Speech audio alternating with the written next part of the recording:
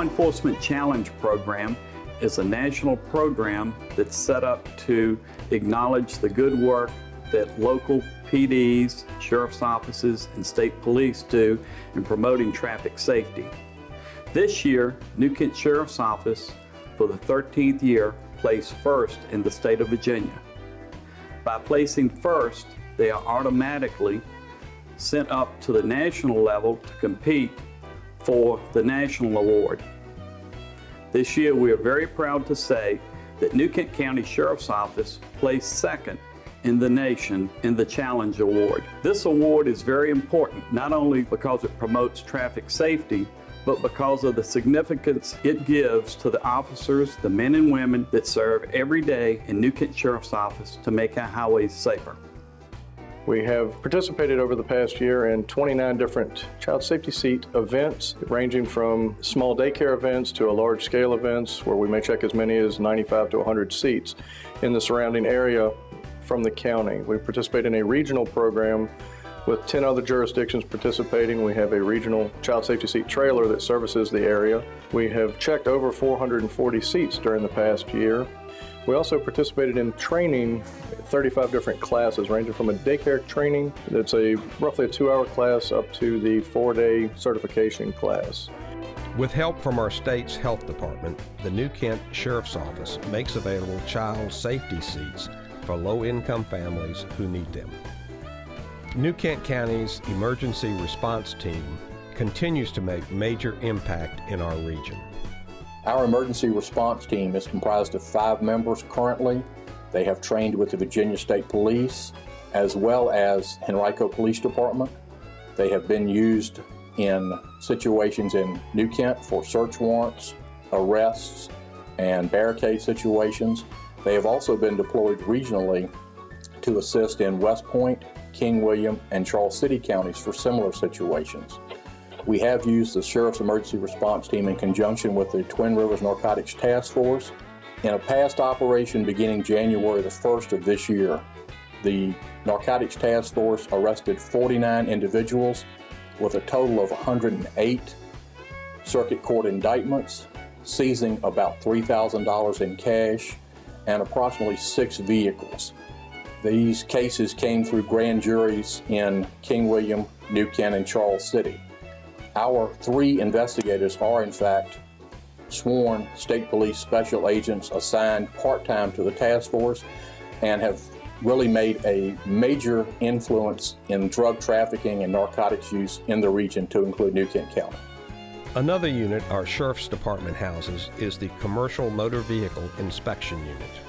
All right, the New Kent County Sheriff's Office has a commercial motor vehicle inspection unit. It's a part-time unit. It's something that the officers do over and above their regular assigned duties. Over the past year, we have conducted approximately 230 inspections, and from those inspections, we have revealed approximately 800 violations. And with that, we have issued slightly over 200 summonses. And the main focus of this unit is to make sure that these trucks that are traveling up and down the highways are traveling safely and not putting themselves in jeopardy or any of the citizens of the county or the state in jeopardy as well as they're passing through the county.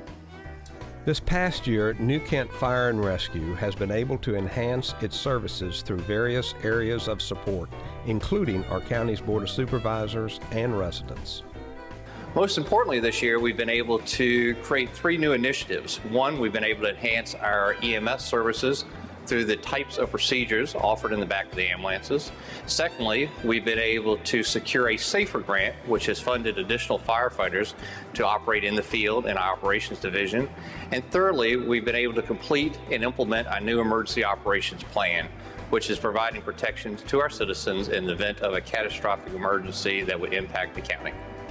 Some of the things that we've been able to do are we've been able to elevate the training to such a standard that even our most basic EMTs are able to perform procedures that they were not able to do even a year ago. All of that brings better care to all of our patients, no matter who you get at your house when you call 911. The most exciting device that we have in New Kent County now is called a CPAP machine, and that is a machine that is used for people that have severe respiratory distress or difficulty breathing. Several available grants, including the SAFER grant, have helped our fire rescue department as well. The SAFER grant actually supports the organization in two aspects. The first was $100,000 to provide initiatives for our volunteers to create a program that will be implemented shortly to reimburse them for mileage when driving to and from required training classes and responding to and from the station for meetings and calls. We hope that being able to underwrite some of these costs will continue to improve our volunteer coverage within New Kent County. The second component is a little over $850,000, which will be received over a 5-year period to help underwrite the funding of 6 firefighter positions. These folks have been on staff now for about 6 months and are now active on all 3 shifts responding to calls within our county. This year, New Kent Fire Rescue has also been successful with its Emergency Operations Plan. When we look at emergency management in New Kent County, it's truly a reflection of how well our citizens and local government work together to prepare ourselves from all different types of hazards, from an incident on the interstate to a hurricane to an ice storm. More importantly, it's also about regionalism. It's about coming together with other jurisdictions and planning from the local level to the regional level and to the state level. This year we have been very successful in the implementation of New Kent County's new emergency operation plan. In an effort to further demonstrate fiscal responsibility, the county hired its first part-time assistant county attorney in 2009. As a result, the county relies less on outside counsel, which can be 3 times as expensive as using in-house staff.